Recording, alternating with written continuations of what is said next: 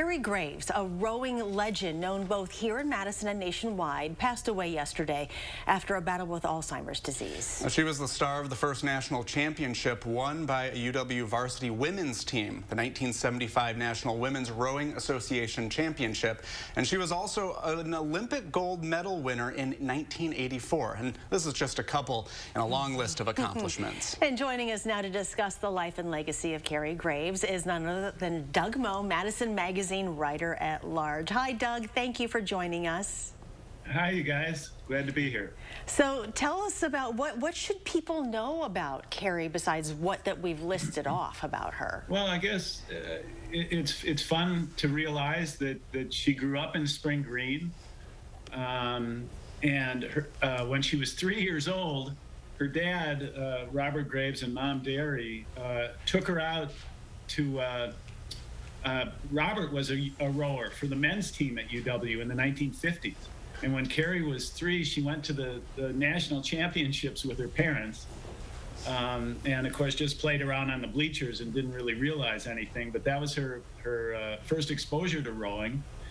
And then she grew up to be quite like her dad, which meant she was tall and rangy and also quite, how would I say, went her own way. And did not want to row originally, did not want to follow in her dad's footsteps. So she went to Europe upon graduating high school and hitchhiked for a while. And then her brother, I think it was, who called her and said, you know, they're starting a women's team here in Madison at UW.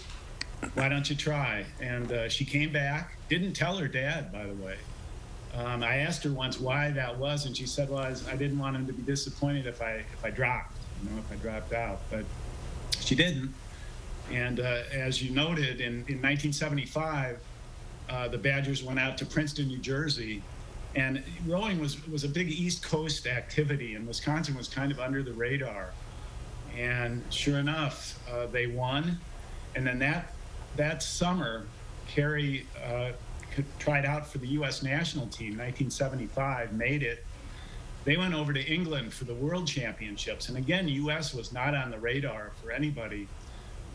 They ended up finishing second in the Worlds that year, 1975. And there's a fabulous book written about it called The Red Rose Crew by Daniel Boyne, B-O-Y-N-E. And Hollywood has optioned it for a movie. You know, of course, the little I know about Hollywood is you can't count on there being a movie until you're in there watching it. But it's a great story, and Carrie's the star of it. She's on the cover of the paperback of the book, The Red Rose Crew.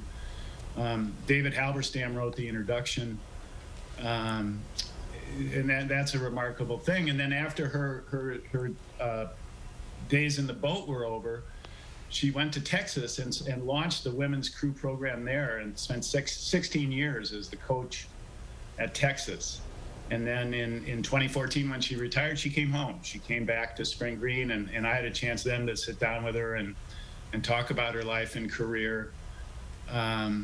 Interviewed her probably 3 or 4 times over the years, and just always impressed by her drive and determination, also good sense of humor. So I felt honored, actually, when the family got in touch with me when she passed away yesterday.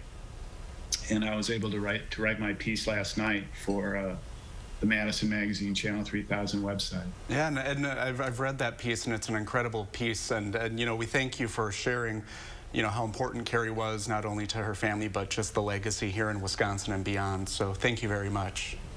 You bet. Thank you, Doug. Appreciate it. Good to be here. Thanks.